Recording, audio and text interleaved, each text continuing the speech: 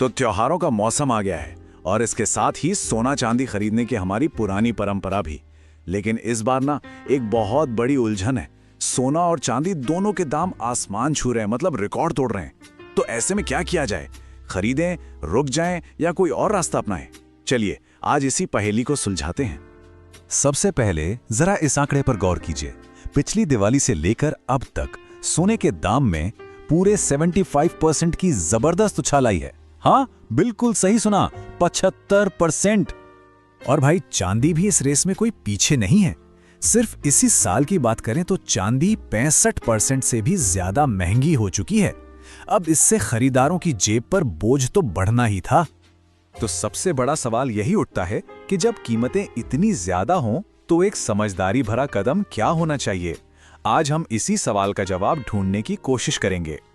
इस पूरी बात को समझने के लिए हम इसे 5 हिस्सों में देखेंगे। पहले कि कीमतों में इतनी तेजी क्यों है, दूसरा अभी खरीदें या इंतजार करें, तीसरा निवेश और जरूरत के लिए खरीदने में क्या फर्क है और क्या रणनीति होनी चाहिए, चौथा चांदी की एक बिल्कुल अलग ही कहानी चल रही है, वो क्या है, और आखिर में एक्सपर्ट्स की टॉप सलाह क्या है। अच्छा, तो चलिए शुरू करते हैं पहले सवाल से। अक्सर लोगों को लगता है कि ये त्योहारों की वजह से मांग बढ़ी है इसलिए दाम बढ़ गए, पर सच कहूं तो कहानी इससे कहीं ज्यादा बड़ी और ग्लोबल है। देखिए, कीमतों में साग के पीछे ये बड़ी बड़ी ग्लोबल वजह हैं। जब भी दुनिया में कहीं टेंशन होती है, मतलब राजनीतिक अस्थिरता होती है, तो निवेशक सोने को सबसे सेफ मानते हैं। इसीलिए दुनिया भर के सेंट्रल बैंक्स भी जमकर सोना खरीद रहे हैं। ऊपर से सोलर पैनल और क्लीन एनर्जी में चांदी की डिमांड बहुत तेजी से बढ़ रही है और इन सब का सीधा असर हमारी जेब पर पड़ रहा है। और एक्सपर्ट्स भी यही बात कह रहे हैं। विमल गोयल जी के मुताबिक वो जमाना चला गया जब कीमतें सिर्फ हमारी शादियों के सीजन में बढ़ती थी। आज की तारीख में तो इंटरनेशनल मार्केट में हुआ कोई भी बदलाव सिर्फ 5 सेकंड में यहाँ के बाजार पर असर डालता है। तो इन सब हालातों को देखकर हर खरीदार के मन में एक ही सवाल है, क्या अभी खरीद लेना चाहिए या फिर कीमतों के थोड़ा नीचे आने का इंतजार करना चाहिए। अब देखिए, दोनों ही तरफ के तर्क काफी मजबूत हैं। एक तरफ धनतेरस जैसा शुभ मौका है, आगे शादियों का सीजन है तो खरीदना जरूरी लगता है। वहीं दूसरी तरफ कीमतें अपने ऑल टाइम हाई पर हैं और एक्सपर्ट्स कह रहे हैं कि शायद एक करेक्शन आ सकता है, मतलब दाम थोड़े गिर सकते हैं। वाकई में फैसला लेना बहुत मुश्किल है। पर एक मिनट रुकिए, क्या हो अगर ये सवाल ही गलत हो? मतलब कब खरीदें से भी ज्यादा जरूरी एक और सवाल है जो हर किसी को पहले खुद से पूछना चाहिए, और वो सवाल है कि ये सोना चांदी आखिर खरीदा क्यों जा रहा है?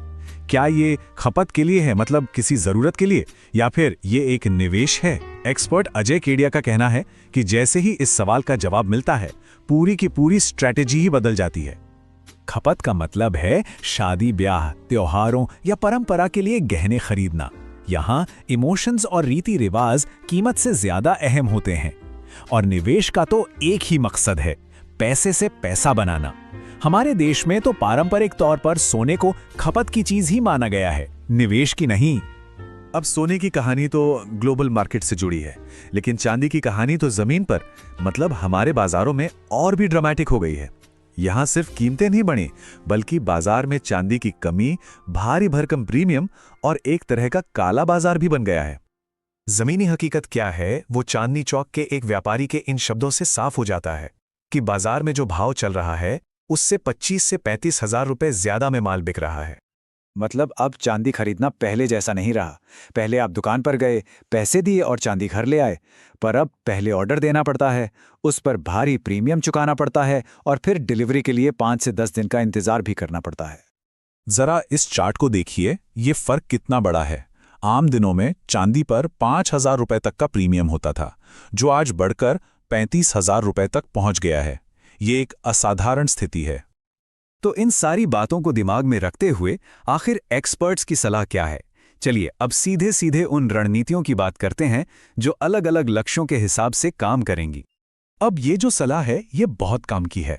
अगर मकसद खपत है, यानी शादी, ब्याह या त्योहार के लिए खरीदना है, तो एक्सपर्ट्स कहते हैं कि मार्केट को टाइम करने की कोशिश मत कीजिए, खरीद लीजिए। हाँ, बजट संभालने के लिए हल्के वजन के गहने एक अच्छा ऑप्शन है। लेकिन अगर मकसद निवेश है तो सलाह एकदम उल्टी है। सावधान रहिए। एक साथ सारा पैसा लगाने के बजाय गोल्ड एसआईपी जैसे तरीकों से धीरे धीरे शुरुआत कीजिए। ये गोल्ड एसआईपी का मतलब है systematic investment plan. Take mutual fund SIP की तरह इसमें हर महीने एक फिक्स रकम से सोना खरीदा जाता है। इससे क्या होता है कि कीमत के उतार चढ़ाव का रिस्क कम हो जाता है और एक बार में बड़ी रकम लगाने का दबाव भी नहीं रहता। और हाँ, फिजिकल सोना चांदी रखने का एक बहुत बड़ा फायदा है इसकी लिक्विडिटी। जैसा कि विमल गोयल कहते हैं, ये इंस्टेंट कैश है। कोई और इन्वेस्टमेंट जैसे प्रॉपर्टी या शेयर्स बेचने में दिन लग जाते हैं, पर सोने के साथ जब जरूरत पड़ी तब कैश हाथ में।